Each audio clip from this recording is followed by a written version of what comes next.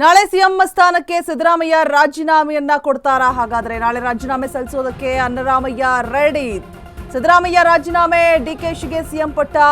DCM DK Shivakumar ಪಕ್ಷ ನಿಷ್ಠೆಗೆ ಒಲಿದಂತಹ ವರ. ಮುಖ್ಯಮಂತ್ರಿ ರೇಸ್ನಲ್ಲಿ ಡಿಕೆಶಿಗೆ ಮುನ್ನಡೆ ಸಿಗ್ತಾ ಇದೆ. ಕೊನೆಗೂ ಕೈಗೂಡ್ತಾ ಇದೆ ಕನಸಿನ ಸಿಎಂ ಪೀಠ. ಭಕ್ತಿ ಇದ್ದಲ್ಲಿ ಭಗವಂತ, ಪ್ರಯತ್ನ ಇದ್ದಲ್ಲಿ ಫಲ. ಮತ್ತೊಮ್ಮೆ ಸತ್ಯವಾಗ್ತಾ ಇದೆ ಡಿಸಿಎಂ ಡಿಕೆಶಿಯ ಮಾತು. ಡಿಕೆಶಿ ಎಲ್ಲೇ ಹೋದ್ರೂ ಕೂಡ ಈ ಒಂದು ಮಾತನ್ನು ಹೇಳ್ತಾನೆ ಇರ್ತಾರೆ. ನಮ್ಮ ಪ್ರಯತ್ನ ಯಾವುದೂ ಕೂಡ ಕಾರ್ಯರೂಪಕ್ಕೆ ಬರದೇ ಇರುವಂತಹ ಸಂದರ್ಭದಲ್ಲಿ ಫೈನಲೈಸ್ ಆಗಿ ಪ್ರಾರ್ಥನೆ ಫಲ ಕೊಟ್ಟೇ ಕೊಡುತ್ತೆ ಅಂತ ಅದೆಲ್ಲೋ ಒಂದು ಕಡೆ ಇಲ್ಲಿ ನಿಜವಾಯ್ತಾ ಅನ್ನುವಂಥದ್ದು ಮತ್ತೊಮ್ಮೆ ಸತ್ಯವಾಗ್ತಾ ಇದೆ ಡಿಸಿಎಂ ಡಿಕೆ ಶಿವಕುಮಾರ್ ಅವರ ಮಾತು.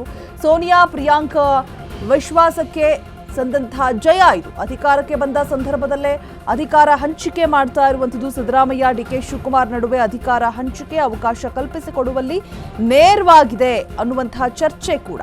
ಹೀಗಾಗಿ ಡಿಕೆಶಿ ಪಕ್ಷ ನಿಷ್ಠೆಗೆ ಒಲಿದಂತಹ ಸಿಎಂ ಪಟ್ಟ ಇದು.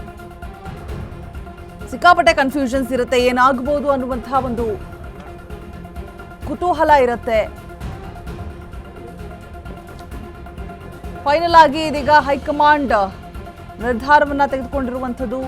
ನಾಳೆ ಸಿಎಂ ಸ್ಥಾನಕ್ಕೆ ಸಿದ್ದರಾಮಯ್ಯ ರಾಜೀನಾಮೆಯನ್ನ ಕೊಡಲಿದ್ದಾರೆ. ನಾಳೆ ರಾಜೀನಾಮೆ ಸಲ್ಲಿಸಲಿರುವಂತಹ ಅನ್ನರಾಮಯ್ಯ, ಸಿದ್ದರಾಮಯ್ಯ ರಾಜೀನಾಮೆ, ಡಿಕೆಶಿಗೆ ಸಿಎಂ ಪಟ್ಟ ಒಲಿಯಲಿದೆ. ಕೊನೆಗೂ ಕೂಡ ಕೈಗೂಡ್ತಾ ಇದೆ ಕನಸಿನ ಸಿಎಂ ಪೀಠ. ಇಷ್ಟು ವರ್ಷ ಕೂಡ ಪಕ್ಷ ನಿಷ್ಠೆಯಿಂದ ದುಡಿದಿದ್ದಾರೆ ಡಿಕೆ ಶಿವಕುಮಾರ್. ಜೊತೆಗೆ ಕಾದಿದ್ದೀನಿ ನಾನು.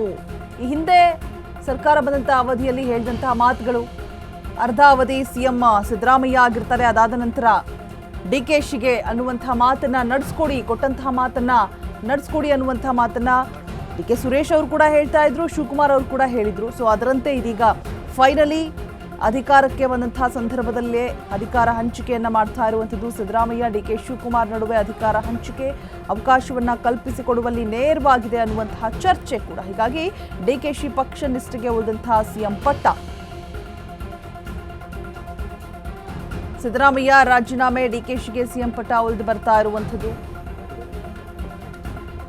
ಎಲ್ಲೋ ಒಂದು ಕಡೆ ಡಿಕೆಶಿ ಕನಸು ಈಡೇರೋದಿಲ್ವೇನೋ. ಬಿಕಾಸ್ ಖಾತೆಗಳ ಒಂದು ಆಫರ್ಗಳನ್ನ ಕೊಟ್ಟು ಹೈಕಮಾಂಡ್ ಮೊನ್ನೆ ಒಂದು ರೀತಿಯ ಗೊಂದಲಕ್ಕೆ ಈಡು ಮಾಡಿಕೊಟ್ಟಿತ್ತು. ಎಲ್ಲೋ ಒಂದು ಕಡೆ ಡಿಕೆಶಿಗೆ ಪರಮೇಶ್ವರ್ ಅವರ ಖಾತೆಯನ್ನು ಕೊಟ್ಟು ಸಿಎಂ ಆಗುವಂತಹ ಆಸೆಯನ್ನು ಬಿಟ್ಟುಬಿಡಿ ಅಂತ ಹೇಳ್ತಾ ಇತ್ತೇನೋ ಅನ್ನುವಂಥ ಸಂಶಯ ಕೂಡ ಮೂಡ್ತಾ ಇತ್ತು. ಇನ್ನು ಸಿಎಂ ಬದಲಾವಣೆ ಕಾರಣಗಳೇನು ಅಂತ ನೋಡ್ತಾ ಹೋಗೋದಾದ್ರೆ, 2023 ಚುನಾವಣೆ ಬಳಿಕ 2.5 ವರ್ಷದ ಒಪ್ಪಂದ ಆಗಿರುತ್ತೆ.